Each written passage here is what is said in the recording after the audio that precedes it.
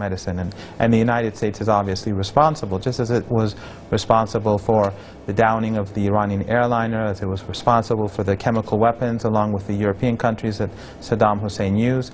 But the United States president, when he constantly speaks about all options on the table, he is breaking international law. The UN does not allow, the charter itself does not allow the threat of force against any country. So every time Obama threatens ordinary Iranians with bloodshed, with bombardment, he is breaking international law, and he is attempting to terrorize ordinary Iranians. And I think that is a sign of an uncivilized political order.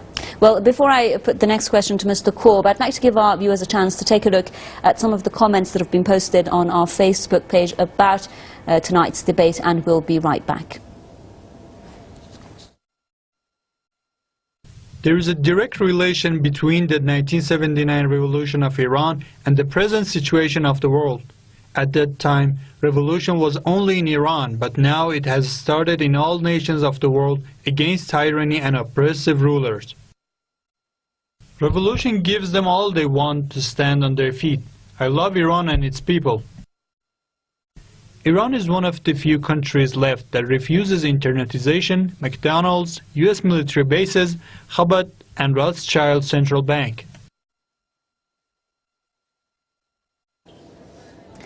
Comments posted on our Facebook page. Now I'll go straight to Mr. Korb in Washington. Now, Mr. Korb, Iran has always said since the revolution that the entire revolutionary movement was about gaining independence, becoming an independent country which can stand on its own feet.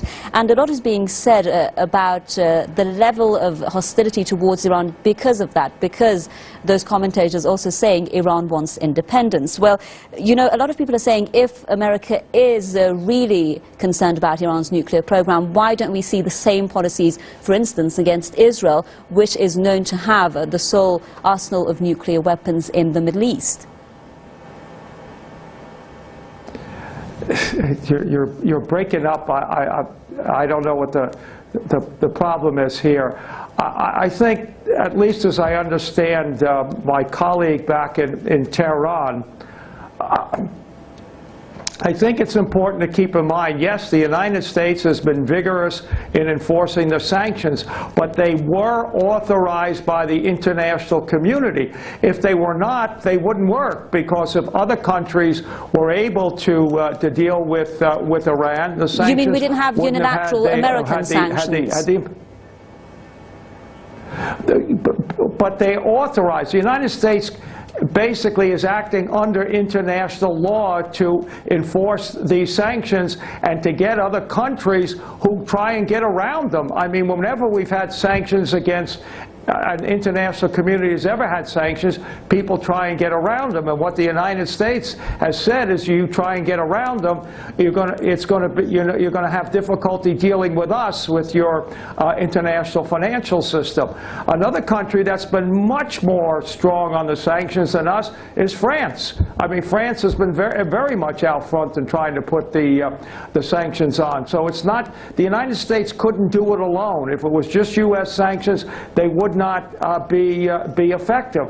And whatever else the impact was, I think it had a lot to do with a more moderate candidate like Rouhani being elected instead of Ahmadinejad. When you have a president, you know, like Ahmadinejad, who is out there saying these horrible things, whether he means them or not, people begin to think that they have to take tough actions. When you talk about wiping another country off the map, for example, people are going to want to keep all options on the table. So I think that's really important. Well, when Mr. Korb, we are speaking about the current circumstances now, aren't we? I mean, just putting aside the term of Ahmadinejad under President Rouhani, now when talks are underway, when a deal has been reached, when both sides have come to an agreement, do you think that the sanctions regime anyway has been effective, and should it continue or be increased from this stage on?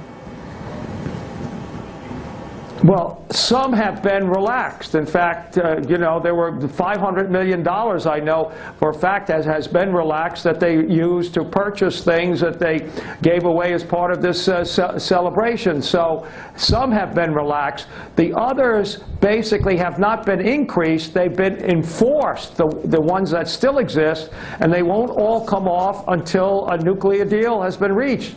And I think Iran, under the Rouhani government, has acted very responsibly. Yes. They've let the IAEA in to do more inspections, and I think that's a step in the right direction.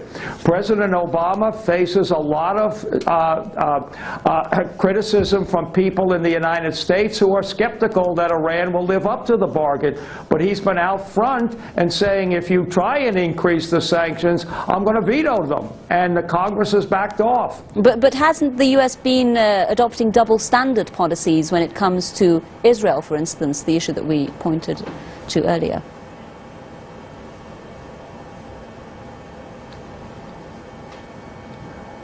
In terms of a double standard? In terms of nuclear weapons. Okay, now here's the deal, and I think this is so important. Israel, India, Pakistan have not signed a non-proliferation treaty. Iran has, and that's the basis on which the international community is taking action, because they've signed a treaty, they haven't lived up to it, because when you sign that treaty, you get access to certain nuclear materials from the international community. So it's not a double standard. It's basically enforcing an international treaty that, to which Iran has signed. Well, let's now, Mr. Marandi, to... And by the way, it wasn't the... Yes.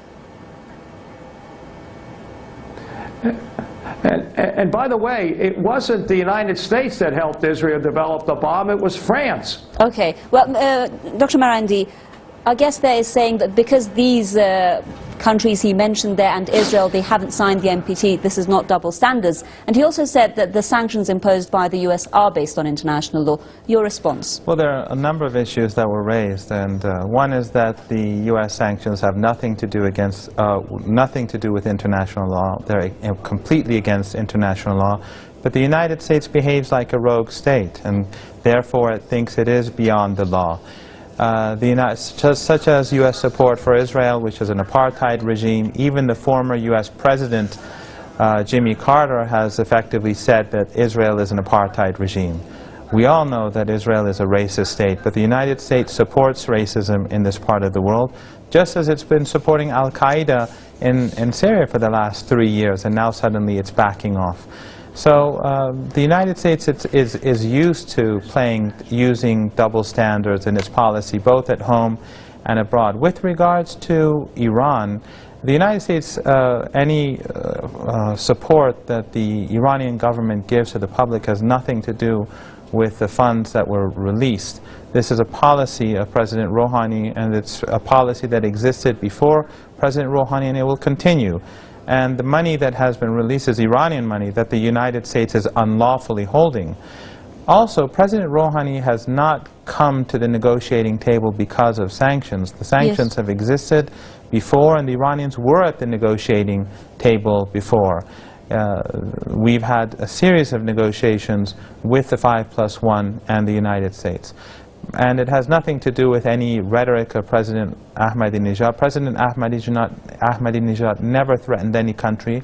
I think your guest should take a careful look at the mistranslations, the willful mistranslations in the Western media. But I think the important thing to keep in mind is that these sanctions are illegal. They're directed at ordinary Iranians. They're intended to make Iranians suffer. And the Americans have a history of this sort of behavior. The United States helped Saddam Hussein use chemical weapons against the Iranian people. The United States tried to mislead the international community into thinking, that, according to an op-ed in the New York Times, that Iran actually carried out the chemical attacks. So when the United States is implicated in crimes against humanity during the Iran-Iraq War, you can't expect to behave any other way today. Mr. Marandi, I'm afraid we've run out of time, so I've got to end the program now. I do thank you very much, Dr. Mohammad Marandi with the University of Tehran, with us live from the Iranian capital, and also our guest in Washington, Mr. Lawrence J. Korb with the Center for American Progress, former U.S. Assistant Secretary of Defense. Thank you so much for staying with us here on The Debate.